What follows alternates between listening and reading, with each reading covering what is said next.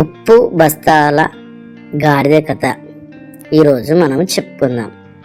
ఒక ఊరిలో ఒక ఉప్పు వ్యాపారి ఉండేవాడు. అతను ప్రతిరోజు తన గాడిద మీద ఉప్పు బస్తాలను వేసుకొని పక్క ఊరికి వెళ్ళి అమ్ముతుండేవాడు. దారిలో ఒక ఏరు అనగా నది దాటవలసి వచ్చేది.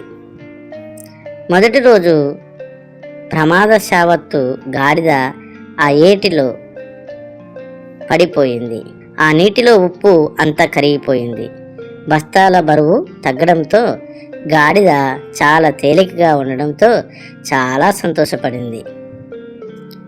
రెండవ రోజు కావాలనే గాడిద ఏరు రాగానే నీళ్ళలో మునిగింది. మళ్ళీ ఉప్పు కరిగిపోయి బరువు తగ్గింది. గాడిద మళ్ళీ సంతోషపడింది. వ్యాపారికి గాడిద తెలివితేటలు అర్థమయ్యాయి. మరుసటి రోజు గాడిదకు బుద్ధి చెప్పాలని యజమాని నిర్ణయం తీసుకున్నాడు. తర్వాత రోజు అనగా మూడవ రోజు గాడిదకు బుద్ధి చెప్పాలని వ్యాపారి ఈసారి ఉప్పుకు బదులు పత్తి బస్తాలను గాడిద మీద వేశాడు. ఎప్పటిలాగే గాడిద తెలివిగా నీళ్ళలో మునిగింది.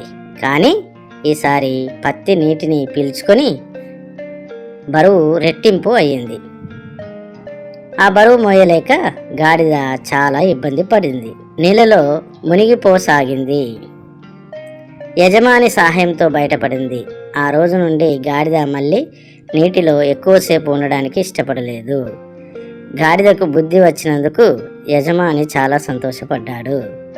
ఈ కథలోని నీతి, పని తప్పించుకుందామంటే తప్పించుకున్న పని తిరిగి మన మీద పడుతుంది. అనేకమైన కష్టాలకు దారితీస్తుంది. కష్టపడి పనిచేస్తే చివరికి మంచి ఫలితాలు సాధిస్తాం.